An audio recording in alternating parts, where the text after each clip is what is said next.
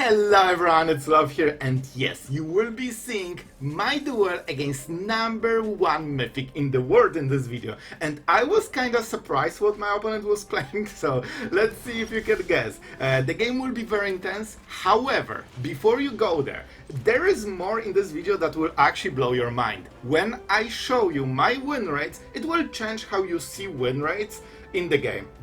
All I'm gonna say, we'll talk about this in the outro. But Sloth, what is the game that I'm seeing? How are you back in Diamond? Well, this was actually my real final promo game, and you will see the rank I got initially, and the game was absolute fire. So if you are here for like high level gameplay, because we had some fun lately, but today no fun allowed. We are sweaty, we want the highest of highest ranks. Alright, I'm joking, it will still be fun, but we'll make it educational as well. And you will also see in like bonus game the biggest comeback I have ever had, maybe even in Magic. This was insane. My opponent was memeing on me, thinking that I'm destined to lose, and I ran custom build for this deck, and they didn't know about one of the cards, but that's later. For now, let's focus on this game and let's have some fun. Alright, and today you will see how I actually play, like when I'm serious, because you know, when I'm commenting, I'm usually like, you know, trying to be a little bit entertaining, but at the same time trying to not misplay too much. Here, I wasn't, like I was recording, but I wasn't even commentating or anything. It was 100% I need to win. And guys, I know a lot of you ladder as well, and you know this moment when you are one tick from the promotion and then you lose the game and then you need to play for the next 2 hours? Well, that was the game for me. So this is exactly, I bounce once and I'm like, this time I have to win. So I'm already going with Repurposing Bay. My opponent coincidentally has Qatar Commando that is aimed at destroying artifacts. What a coincidence. So I was not happy about it, and this seems to be Jeskai matchup, which is already, you know, not the worst matchup, but it can be rough. They have counter spells, they have tons of card advantage, they can kill with Shiko and Helixes. So I'm like, my Repurposing Bay needs to do everything in this game. This is surprisingly very often better than the synthesizer, because you can find synthesizer with this like all the time while also having those 2-drops. So I was really happy that I have this, and I'm like, alright, yeah, I need to get the lands. Like I need to keep you know, curving out, because I already have another bay, Battlefront, and they don't have permanent, so I have nothing to kill basically. I was scared because I also met once a version with 3 mana that like sorcery that destroys every single artifact, and I'm like, oh my god, do they play Ultima? Do they play this card?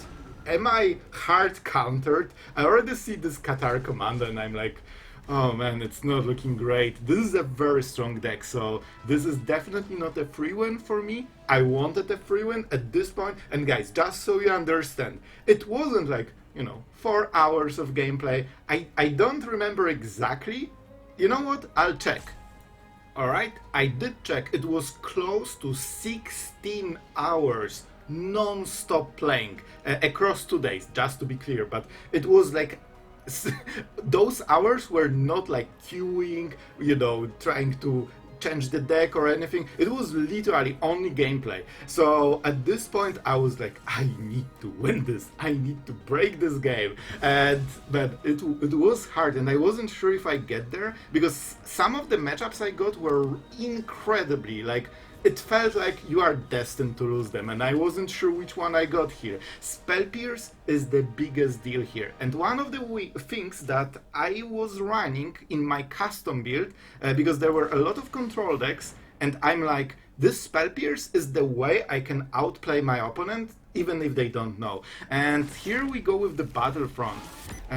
This is a little bit sketchy, because I can get rid of Shiko, but if they have a Braid, Qatar Command or anything, they get Shiko back later, so it's more like temporary play. But I want to start triggering those constructs, I want to pressure my opponent, I just wanted to keep things going. And I even expected that they probably have Ultima for the next turn, and I was even considering getting rid of the treasure, because that gives them exactly this 2 extra mana, but I thought that Shiko is probably the biggest deal, and I'm like, man, they can Ultima, they have the colors, they might have the mana, but Spell Pierce needs to do the, the whole magic here, and I wasn't sure if we can make it. And as you can see, I'm tanking on every move, because when I play seriously, I actually play very, very slow. And I've noticed that if I play faster, I start losing more games. This was something I learned a long time ago when I was going for like top 4 Mythic. I needed to stop talking, because it always distracts you. So here we are getting into the constructs, and I'm starting to station this one. Not every version plays this land, but it actually helped in quite a few games. And now this also is compelling for Demolition Field to get rid of it, because look how many artifacts we have. That means we can probably play the whole hand on the next turn, and our opponent will actually go for the Demolition Field play, which is incredibly massive here, because they had exactly 7 mana. 7 mana is Ultima into Spell Pierce, but they cannot make this play if they go Demolition Field, and I'm so happy here because they actually gave us the basic. I was fully tapped. I couldn't play Spell Pierce unless they go Demolition Field. So I actually got a blue mana thanks to them, and they played into Ultima with a single point of mana because they paid for Demolition Field. And this, ladies and gentlemen, is an absolutely massive win, man. This is how you go to Mythic with some fireworks. So man, I couldn't be more happy. Not only we finally reached Mythic after freaking 16 hours, but also it like real style, man. And the point is that our opponent did this because they never expected a Spell Pierce. You know why? Because this deck doesn't run Spell Pierce, but I'm running my own version that has few cards different, and those cards are exactly here to outplay this type of games. So it just worked perfectly. And with that, let's go to the game with number 1 Mythic. Alright guys, the main dish. You can tell me in the comments if you like what type of deck you think they are playing. I was surprised when I saw the colors. I expected, well, I will tell you in a second. But first, I'm on the play, I know the rank, and I already was like, I need to win this game. So I was super serious at this point. And being on the play is a huge deal, so I felt kinda comfortable already. And I'm like, is that Dimir? And yes, our opponent is actually playing Dimir. I was sure this would be like artifacts or a control deck or something like this. So I was a little bit surprised with the matchup. So right now I'm trying to consider what type of mana I need on the next turn. And if you think like, well, you just play the land. Well, sometimes it makes a difference.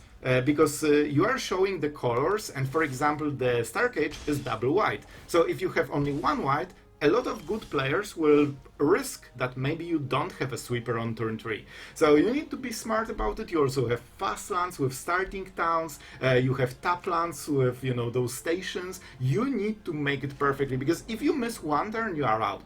Like, you cannot miss turns in this type of situation. So I'm like, there is probably a 2 mana flash creature or a counter spell. And I went with Braided Net because that will give me time. It allows me to manipulate the battlefield. So whatever they play, I always get rid of the biggest, the meanest creature. And even if I sweep with the Starcage, that right now sweeps the whole board, the Braided Net can get rid of the next creature, which is huge, because then you don't need to spend turn to answer it, basically. And here I'm like, yeah, I don't want to get hit. To be fair, maybe I should go for the Drowner, just because Cecil deals damage, but damage doesn't matter too much in this matchup. Once you hit, you usually hit for 50,000 million, with those constructs, so not the biggest deal.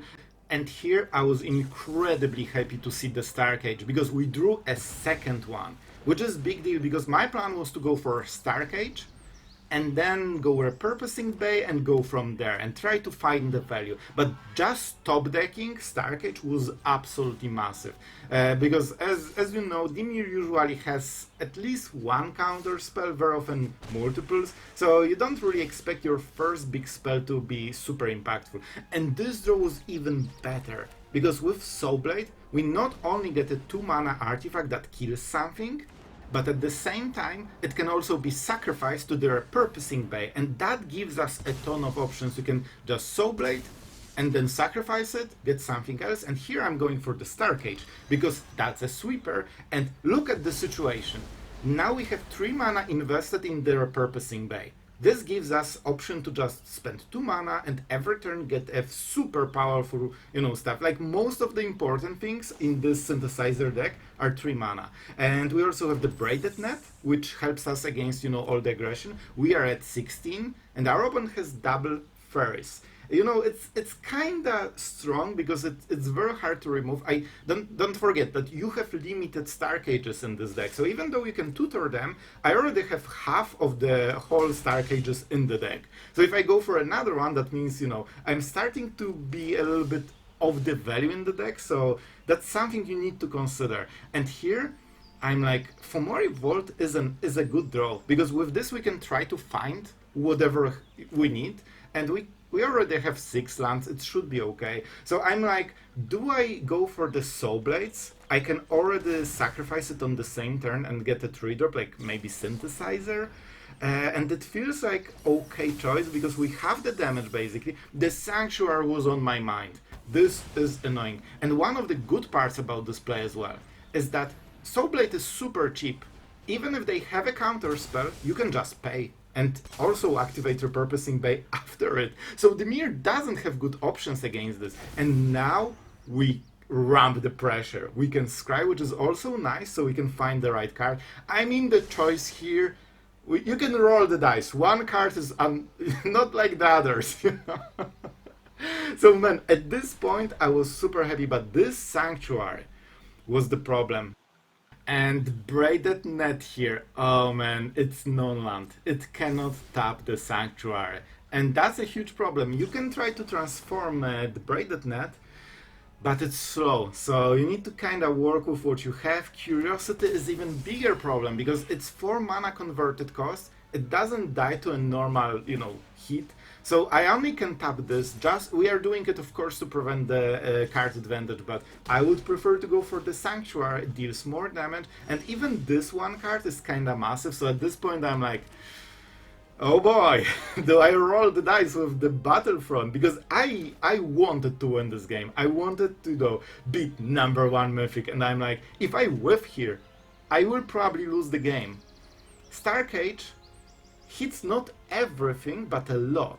The problem is that I don't have 2 mana artifacts, so I cannot search for like Snare or something. I need to roll with it. Of course you need to reverse the triggers, otherwise you kill your own construct, and that's not something you want. And here I was trying to get the Snare, and I'm like, oh my god, I'm so good at Magic. And this was the hit I hoped for. I absolutely hoped for. If we didn't answer Curiosity, that would be a problem, but at this point, 44 of stats. Of course we can station, they don't have anything with haste in the deck, so no board, so no kite or stuff, and this is how we actually managed to beat #1 Mythic player in the world. And if you enjoyed the video, it would also mean the world to me if you considered subscribing. Alright, and with this game, I decided, you know what, I have a moment before we can go for the video for the next day. I will try to break at least top 100 Mythic, just for starters, so we look okay-ish at least. And of course, immediately I get Fire Crystal on the top. I was so tilted by the fact that Fire Crystal is always a one-off that is in your opening hand. It just keeps coming back. And on the next game, before we finish this one, this will be against this Timur Battlecryer Dragonhawk deck. So they try to combo and kill you, so that's a very scary deck. But the next one will be the huge comeback. So I really think you want to see this. This will be basically like your Magic Bro, just telling you 10 minutes of exciting gameplay that you have never seen, but here you will actually see it, so this will be fun. I was really excited about this one, but for now we already see the elves, the World Wagon, and we know that we are on basically borrowed time at this point. If they go Battlecryer, they can already get 2 mana discount because they immediately crew it, and it's like, man, they can go for the combo. So I just decided to go for it. we can snare at least the Word Wagon. It's incredibly important part of the combo because it sneaks this one extra creature, so you get more discounts than you should, and your opponent cannot really answer it because it's too quick. So, you know, and we also make the first construct, we have Battlefronts, so our future is bright. And Roxanne, that was something I didn't fully expect, and I was like, does it really do something? And the answer is no, it doesn't really do something. So we can go for Battlefront, roll the dice, and we really want to hit. And I'll be honest, this was one of the best hits. Not only Synthesizer, but also Snare for Roxanne. That's basically the dream. And it also forces opponent to basically lose the game on the next turn unless they have like powerful play. And those cards on the top are amazing, like Synthesizer, and the Cage even can hit the artifact. But I decided that I want to have a land, because if we can play Repurposing Bay into Sacrifice, that's exactly 5 mana. You don't want to be stuck on 4 with this deck. You want 5, maybe even 6, so you can double spell or just go for some Repurposing Bay gameplay. And I'm like, it's looking great, and now I'm like, oh, it's looking horrifying. But I thought that they probably don't have enough to go for the full combo. Like, you need a lot of pieces, we removed tons of them, and I'm like, they need to still go through the board, and Dragonhawk alone probably doesn't draw enough. Like, they need something that draws cards, and yes, they have the Dragonhawk, but that's it. They don't have the Throne, they don't have way to draw cards with Trailblazer, and I'm like, yeah, you need to defend the next turn, and I want to see how you are going to do it. And by the way, they already can have 3 mana discount on every card, so they were close, but we pressured them enough. And with this, we broke top 100. And let's go to the comeback story. Alright guys, listen, I know that beating number 1 rank Mythic should be the most exciting part of the video, but for me this game was even cooler. Like, I kid you not, I started recording after 20 minutes. This game had 25 minutes or something like this, and this was during the ranking up, and my opponent, I kid you not, he was memeing all the game, like, good game, nice. They knew, and I knew, that probably I'm forced to lose. I knew it from the start because this is a really bad matchup for my deck, and I knew that this is close to unwinnable if they have the right cards, and they not only had the right cards, they had all the cards. Every time I set up Synthesizers, they waited for 2, they played Ultima, and they went through. And at this point, I had 0 Synthesizers in the deck because all of them were killed. So how do I have Synthesizers? Well, my opponent was memeing on me while I used my Sawblades. As you can see, they are transformed in here. I was legit copying every single chariot with the stationed lands so I can make 2 threats, and they were just throwing at lost counter spells. They didn't care. They knew they are so ahead that they cannot lose from this position. And I honestly thought I cannot win as well. But I'm like, they don't know about 1 card I have in the deck, and it's a land that brings back 2 artifacts from the graveyard. Nobody runs it except me. So I knew my opponent doesn't play around it, and I'm like, when I draw it, I get 2 Synthesizers back, and then I can copy those Synthesizers with the land. And I still had Fire Crystal because I of course drew it. So I'm like, I have 2 more win cons they don't know about. And I'm like, now Spell Pierce works? And they realized that they wasted all the counter spells, all the answers on chariots, on spells that didn't matter, and I managed to sneak the one spell they did not expect, the one that got 2 Synthesizers back. And as you can see, I'm copying every Synthesizer. I literally copied every single Sawblade that was transformed into chariot. You even see the Starcage, and I was playing Starcage on empty board so I can use my Fomori Vault for 1 to cycle bad cards. This is how bad it got. And now I'm like, oh, you are out of gas. You didn't think about it. And now I can go for Fire Crystal because I saved it knowing that this might be the way I steal the win. Double Starting Town lets you get 2 red mana for 2 life, and my opponent is like, oh my god, I actually lost it. I couldn't be more happy. They were memeing for 10 minutes, and to be fair, I also was, because I was sure it won't work, but I will try. And I managed to sneak absolutely impossible win. I hope you like this one. Alright guys, I promised you that I will show the win rate that change how you see the win rates, and I plan to deliver. You don't see it yet. I will explain everything. And you know what? I know that a lot of you don't have too much time for especially the stats talk, so we will get straight to the point. I will talk more in depth later. I will just show you what's up because you're probably curious, what the hell are we talking about? Well, I will tell you. I played this deck with very small changes, so you can assume it's basically like more or less the same deck. 3 different sessions on day 2, on day 3, and on day 3. And the final Mythic games that you have seen were on day 3. So basically, this was first day I played, it was day 2, because on real reset day 1 I didn't have time to ladder. So this is 6 hours, and look at this, the main point, 59% win rate in close to like 60, something like this game. So pretty solid sample, and you can see that obviously the deck is working. Well, on the next day I tried to play it again. Well, this in 22 games, basically the same deck. I will tell you exactly the difference. Spell Pierce is like the main difference. Suddenly started losing so hard, 36% win rate is like basically junk. And this is the same deck that you have seen basically a moment ago at 60% win rate, which is tier 1 best deck of the format. So what is going on here? I switched small cards, they don't make a difference. Like, come on, they don't make a difference. So the logical conclusion, and I will tell you exactly how it felt and what was going in the games that I had those results. But first I want to give you the short version.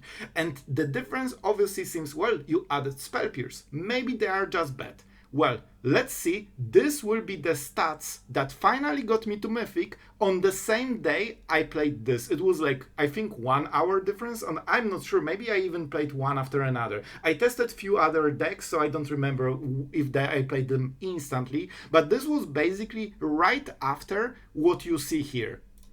Oh, Spell Pierce? Well, look at this, suddenly 62% win rate. So, and this is in close to what, 80 games? So you can clearly see that Spell Pierce did not make the deck worse. And I will tell you, I added Spell Pierce because I started having so many bad matchups. Azorius Control is, in my experience, one of the hardest matchups, and I started seeing a lot of control decks. That's why I added it, because it improved my worst matchup that I started seeing more and more. And as you can see, that's not a coincidence. There's also this Esper Mill. So as you can see, I basically had the same deck with very small tweaks that shouldn't matter in 3 different sessions, and the win rate was completely different. Though, like, especially this one. If you play this deck for 2 hours, you would think that it's absolute junk. Well, no, it's tier 1. You just had really, really bad games. And so this is the short version, and I will explain you exactly what happened on the second session in my personal experience. I started having incredibly bad draws, bad matchups. I had, as you can see, the most popular matchup was Azorius Control, and I don't know the full sample on the matchup, but in my experience, it feels like the hardest matchups by far, because they have counter spells against synthesizers and base and battlefronts, and they ultima everything that you get through the board. And of course, without Fire Crystal, you cannot do anything. You have 1 Fire Crystal, so if they get rid of it with ultima, you don't have haste, which means their normal sweepers start working on your constructs, and you need to commit. They wait until you commit, and then they sweep everything until you have no synthesizers, and they can also bounce stuff with Marang and slow you down super hard. So very hard matchup, and I started getting tons of them. And not only that, it felt like I'm usually like either on the draw, or my opponent just has 2 mana counterspell into 3 mana counterspell into 5 mana ultima. Like, I made strategies, alright, I will win unless they have this one card. Well, they had this card, and I will give you another story that encapsulates perfectly how it felt when I played on that day.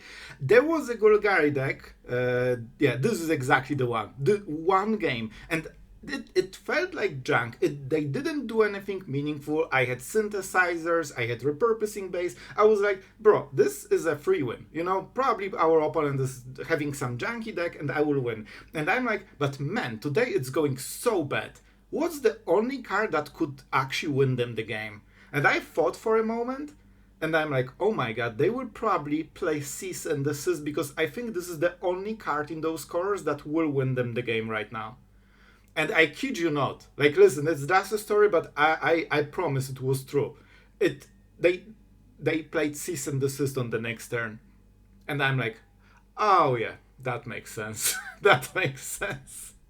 So this is how it felt on that day, on this session to be specific, because I played this and this on the same day. And yet, look at, man, it was 16 hours of gameplay, not even counting other decks and not counting the videos I was making, because while ranking, I still made the videos for you guys. So it was even more playing. I basically played the whole game in combination of recording the videos. So guys, I hope you appreciate the sacrifice and all of this, mostly so you can see a cool rank on the channel and know that your bro Sloth knows how to get the rank, even though we usually like to play something more interesting than just synthesizers every day. But I hope you guys enjoyed. I'm really curious what you will say in the comments, and maybe this will explain why sometimes you see completely different results on a different player with literally the same deck. And I hope that I kept the promise that it will change a little bit how you see those win rates. I always think that it's the best to just play what you enjoy and have the most fun with it. That's the true magic of Magic. So guys, I hope you enjoyed. Thank you to all the patrons that support us to, you know, make those crazy videos with meta decks, off meta decks, beating the best players in the world, or just going for the craziest builds ever. Thank you guys so much for your support. If you, dear viewer, wanted to help, like, subscribe, join Patreon, all of those things help a ton more than you think. And that's it for today. Hope you enjoyed. This video took a long time to make, and I hope it was as fun as I hope it is. So thank you for watching and see you guys tomorrow.